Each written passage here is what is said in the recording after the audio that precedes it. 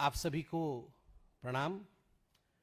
आज ये press conference Malegaon bomb blast और उसको लेकर जो राजनीति हो रही है उस विषय पर है।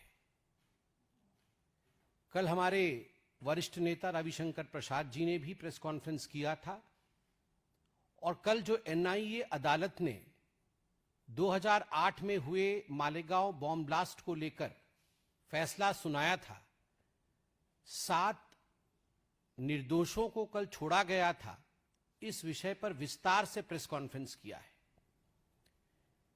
जिस प्रकार से देश में भगवा आतंकवाद के नैरेटिव या विमर्श को फैलाने की कोशिश कांग्रेस की सरकार ने की थी और जिस प्रकार से खास करके गांधी परिवार की चेष्टा थी कि हिंदुओं को अपमानित किया जाए और कहीं न कहीं तुष्टीकरण की राजनीति के कारण, वोट बैंक के पॉलिटिक्स के कारण गांधी परिवार की यह तीव्र इच्छा थी कि सनातन एवं हिंदुओं पर कुठाराघात किया जाए। कल मालेगांव ब्लास्ट पर जो वर्डिक्ट आया कोर्ट का, उसके पश्चात यह विमर्श, यह नैरेटिव औंधे मुंह गिरा है। मगर आज उसमें 2 डेवलपमेंट्स हुई हैं। 2 new developments have come up in the Malegaon blast today. Both of them are political developments which have shed new light in this. 2 विमर्श आज उभर के आए हैं। पहला विमर्श है मालेगांव बॉम्ब ब्लास्ट के दौरान जो एटीएस थी जिसने इन्वेस्टिगेट किया, उस एटीएस के एक अधिकारी जिनका नाम है महबूब मुजावर, उनका एक खुलासा आज हुआ है। वह खुलासा बहुत ही चौंकाने वाला है। आज इस प्रेस कॉन्फ्रेंस में महबूब मुजावर के इस खुलासे के विषय में बातचीत होगी और दूसरा, राहुल गांधी जी के कहने पर पृथ्वीराज चौहान, पूर्व मुख्यमंत्री और कांग्रेस के कद्दावर नेता ने जिस प्रकार का बयान दिया है, कल भी दिया और आज भी दिया है, उस पर भी इस प्रेस कॉन्फ्रेंस में चर्चा होगी। पहले महबूब मुजव्वर जो कि एटीएस अधिकारी रहे, 2008 में मालेगांव में बॉम्ब ब्लास्ट होने के पश्चात जो जांच समिति गठित की गई थी, उस जांच समिति के एक अहम हिस्से थे। उनके वक्तव्य के विषय में बात करते हैं। आज ही सुबह उन्होंने खुलासा किया है, महबूब जी ने खुलासा किया है कि उनके जो उच्च अधिकारी थे, जो वो एटीएस को हेड करते थे और जो सरकार के बड़े लोग थे, उन्होंने बहुत ज्यादा प्रेशर डाला था महबूब जी के ऊपर, एटीएस के ऊपर, कि किसी भी कीमत पर इस भगवा आतंकवाद विमर्श को, इस सैफरन टेरर नैरेटिव को और आगे बढ़ाने के लिए आरएसएस अर्थात राष्ट्रीय स्वयंसेवक संघ के आदरणीय सरसंघ चालक माननीय श्री मोहन भागवत जी को गिरफ्तार करना चाहिए। यह निर्देश दिया गया था महबूब मुजावर जी को कि आप इस भगवा आतंकवाद के नैरेटिव को आगे बढ़ाइए और किसी भी कीमत पर मोहन भागवत जी की गिरफ्तारी होनी चाहिए। चार्जशीट में नाम नहीं, जांच में कहीं भी मोहन भागवत जी का कोई लेना देना नहीं, नाम नहीं आ रहा है। फिर भी जब गिरफ्तारी का हुक्म दिया गया तो महबूब मुजव्वर ने संविधान का हवाला देते हुए कहा कि मैं ये काम नहीं कर सकता, क्योंकि यह संविधान सम्मत नहीं है, यह आईन अर्थात कानून सम्मत नहीं है, इसलिए मैं कानून से ऊपर उठ के ऐसा कोई काम नहीं करूंगा जिससे भारत के संविधान को चोट पहुंचे।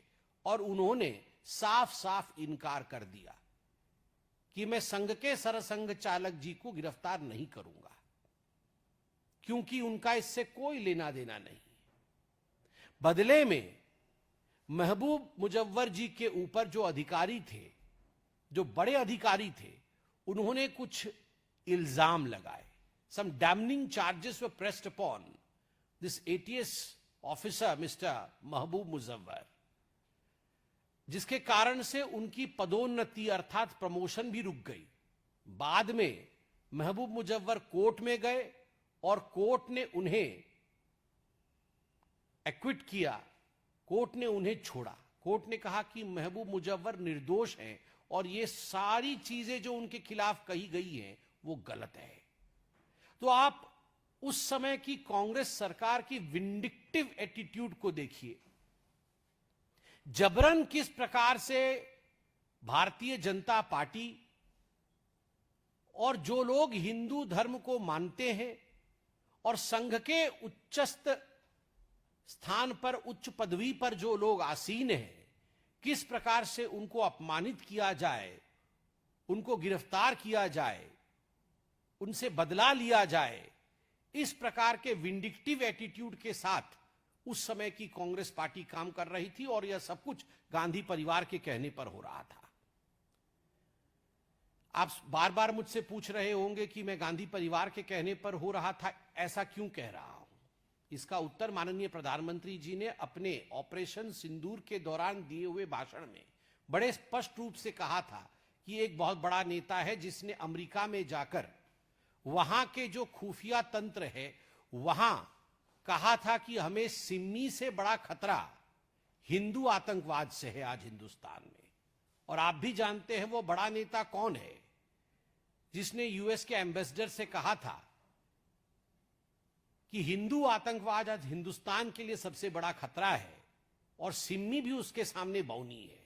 तो स्वाभाविक रूप से गांधी परिवार का एक ये एजेंडा था कि वोट बैंक की राजनीति के लिए किसी भी प्रकार से सनातन को अपमानित किया जाए। और महबूब मुजव्वर बार बार अपने कथन में कहते हैं कि झूठे आरोप लगाकर मोहन भागवत जी को गिरफ्तार करने की बात कही गई थी, झूठे मनगढ़ंत कहानी बना करके। दूसरा विषय जो आज महत्वपूर्ण है वह है पृथ्वीराज चौहान जी के बारंबार आ रहे बयानों का। कोई कल एक बार एक्सीडेंटल बयान हो गया हो ऐसा नहीं है, आज भी बयान को दोहराया गया है। आज भी कहा गया है, दो बातें कही गई है। पहली बात कही गई है कि आतंकवाद का धर्म नहीं होता। ये जो आतंकवाद का धर्म नहीं होता ये तकिया कलाम है तुष्टीकरण का। ये आतंकवाद का धर्म नहीं होता वो तमाम कांग्रेसी नेता कहते हैं जब आतंकवादी हमला होता है ताकि वो अपने वोट बैंक को साध सके और तुष्टीकरण की राजनीति को आगे बढ़ा सके। और उसी सांस में in the same breath Prithviraj Chauhan कहते हैं आतंकवाद का धर्म तो नहीं होता है, कहना ही है तो आप कहो हिंदू आतंकी या सनातन आतंकी। वाह, आतंकवाद का धर्म नहीं होता मगर हिंदू आतंकी और सनातन आतंकी कहो, कहना ही है। तो आप याद करिए सुशील कुमार शिंदे जी ने भगवा आतंकवाद कहा था उनके एक कॉन्क्लेव में, कांग्रेस पार्टी के एक बैठक में पहली बार भगवा आतंकवाद कहा था। और जब विगत वर्ष उनसे पूछा गया कि आपने सही किया या गलत किया भगवा आतंकवाद के शब्द का प्रयोग करके, तो सुशील कुमार शिंदे मुस्कुराते हुए कह रहे थे मैंने अपने मन से नहीं किया, मुझे तो लगता है मैंने गलत किया, मगर जो आला कमान ने कहा, जो मुझे मेरी पार्टी ने कहा कि आप भगवा आतंकवाद सैफरन टेरर का प्रयोग करिए, मैंने वो प्रयोग किया। मतलब आला कमान कौन है?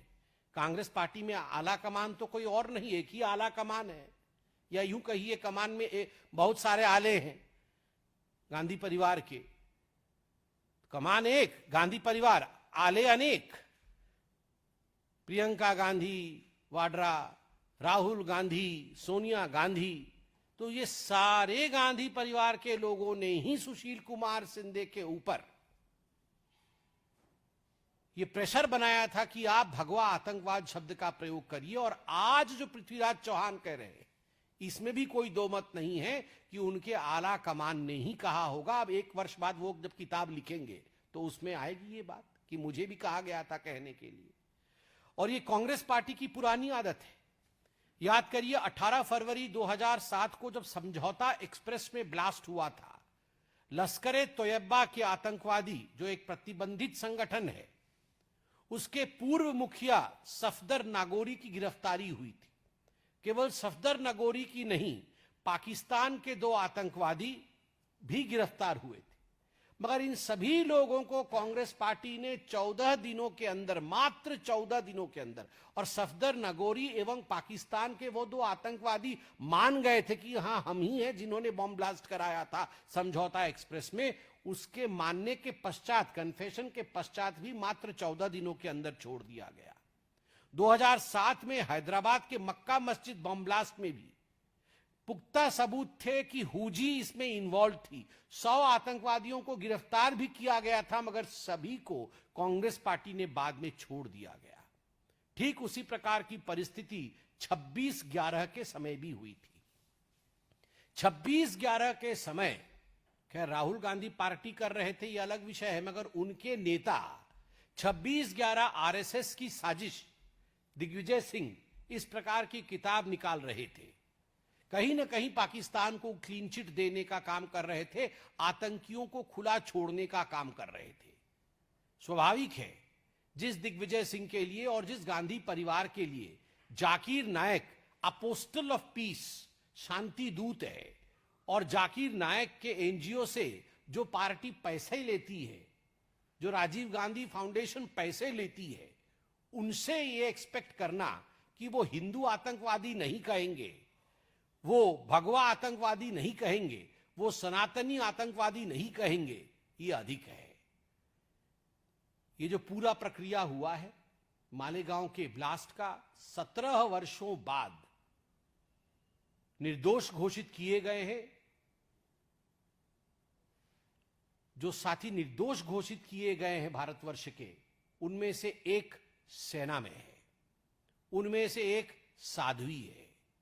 सेना, संत, सनातन और संविधान, इन चारों पर कांग्रेस पार्टी ने 17 वर्षों तक आक्रमण किया। कांग्रेस पार्टी ने एक सुनियोजित ढंग से 17 वर्षों तक सेना, संत, सनातन और संविधान, इनके ऊपर निरंतर आक्रमण किया, मगर सत्यमेव जयते, अंत में सत्य की ही जीत होती है, और सत्य की ही जीत हुई है। मुझे लगता है कांग्रेस का प्रिय गाना है, वोट बैंक रिझाना है, हिंदुओं पर निशाना है, सनातन को निपटाना है। सनातन को निपटाना है, यही उनका मुख्य उद्देश्य है। एक बार तो मेरे ख्याल से, अगर मैं गलत नहीं हूं, तो खड़गे जी ने तो बोलते बोलते ही कह दिया था अपने भाषण में कि हमें सनातन को खत्म करना है, सनातन को निपटाना है। मगर सनातन अविरल है, अनंत है, उसको निपटाया नहीं जा सकता।